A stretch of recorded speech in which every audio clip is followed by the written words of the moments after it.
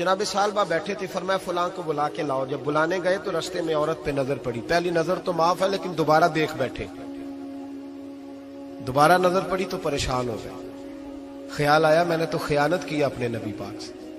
حضور نے تو منع کیا یہ کام کرنے سے. اب واپس حضور کے پاس نہیں آئے، جنگل میں چلے گئے.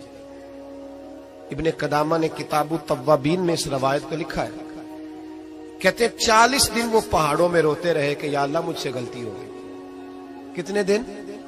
اب ہمارا شغل ہے، اس کو لوگ گناہ ہی نہیں سمجھتے.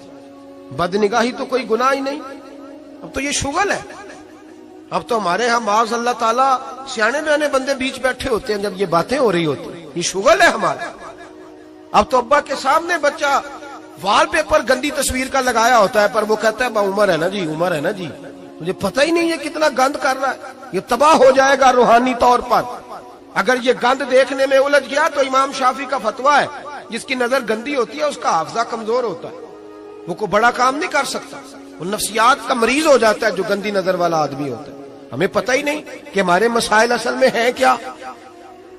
تو 40 دن جنگل میں روتے رہے. 40 دن محبوب سارا کچھ جانتے تھے پر خاموش رہے. حضرت جبریل امین حاضر ہوئے. عرض کی یا رسول اللہ آپ کا وہ غلام رو رہا ہے. رب کہتا اسے بلا لے، میں نے اس کا گناہ معاف کر دیا ہے.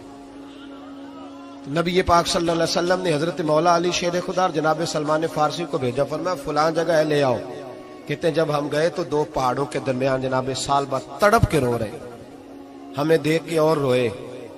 کہنے لگے علی میرے بارے میں کوئی آیت تو نہیں نازل ہو گئی؟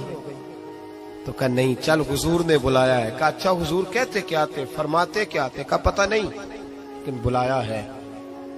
کہتے جب ہمارے ساتھ چلنے لگے مسجد نبوی قریب آئی تو کہنے لگے علی بہت بڑا گناہ کر بیٹھا ہوں، نظریں میلی ہو گئی، وضو نہیں آنکھوں کا، مجھے ڈائریکٹ نہ لے کے جاؤ حضور کے پاس.